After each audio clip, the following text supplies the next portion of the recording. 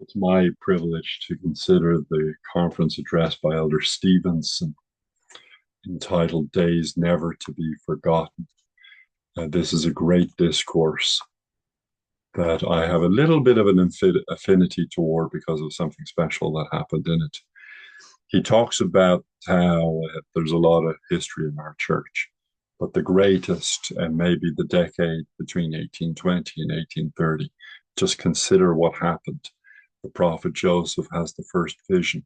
He sees the Father and the Son. And then he is visited by the angel Moroni. He translates the golden plates into the Book of Mormon, and then he establishes the church on the 6th of April, 1830. These were key events in the formation of his life as a prophet and as the formation of the church as the restored church of Jesus Christ. These were truly days never to be forgotten. Of course, the priesthood played a role too, his meeting with Oliver Cowdery and the restoration of the priesthood. There was marvelous events that took place. And then he suggests that the next decade, the one that commenced from 2024 to 2034, may provide very significant opportunities for us as a church. For example, between now and then, we'll have a lot of opportunities to serve, to unite with our members and friends, and to introduce the church to more people than ever before. For example, just consider the unprecedented number of temple open houses and dedications that will occur. We'll have one in Ireland within that decade, an opportunity to invite people to come and see what we do in the house of the Lord, the things that we believe. During those open houses, non-members of the church, those who are not yet members, or those who will never be members, can come and see and learn a little bit about what we do. What a wonderful opportunity that will be. Key among that, of course, will be the rededication of the Salt Lake Temple itself, which is the pinnacle temple, the central temple, currently in the dispensation that will be in the church. And what a wonderful opportunity that will be to witness that.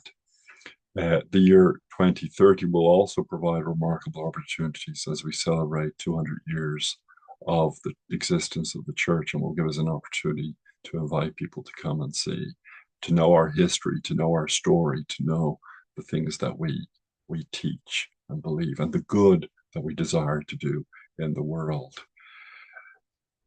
Related to this is the message that President Nelson had given about the meaning of the word glad tidings, and how he likes that phrase. It doesn't just suggest joy and happiness, but it comes from the same word that means good news or gospel. The gospel is inherently good news. It is not bad news.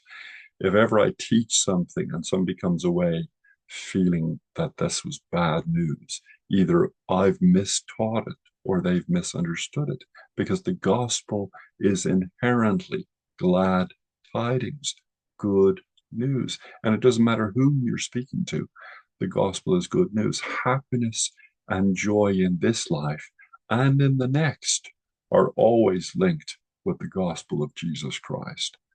He invites us to consider the photos that will be in our phone 10 years from now. For those who are young, it may involve graduations, it may involve missions, it may involve marriage. And so for the young, the rising generation, this decade will be never to be forgotten. And that is so important that we don't forget those formative experiences, as I consider, for example, my mission of my marriage and the birth of my children.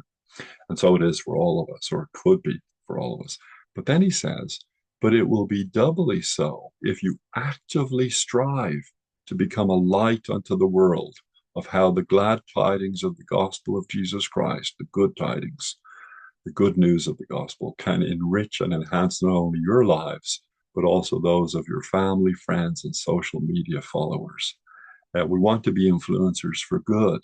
No power or influence can or ought to be maintained by virtue of the priesthood or any other position in the church or any other office or any other relationship we have, but by persuasion and love unfeigned. Now, there is influence in the gospel. Jesus Christ influences us through the Spirit, through his prophets, through his scriptures, through his ordinances. He influences us for good. And we too can be influencers for good. Which side are we on? Which message do we proclaim? What light do we bring? What good news do we share? Let's not share bad news. Let's share good news. Prophets of God have taught us that this is done through four simple activities, referred to as divinely appointed responsibilities. First, living the gospel of Jesus Christ. Second, caring for those in need. Third, inviting all to receive the gospel. And fourth, uniting families for eternity. Remarkably, each of these can be done in the most normal and natural ways. Now, this was a great shout out that we got. That's a picture of the Preston Temple, and that's a picture of the youth from the Dublin, Ireland stake.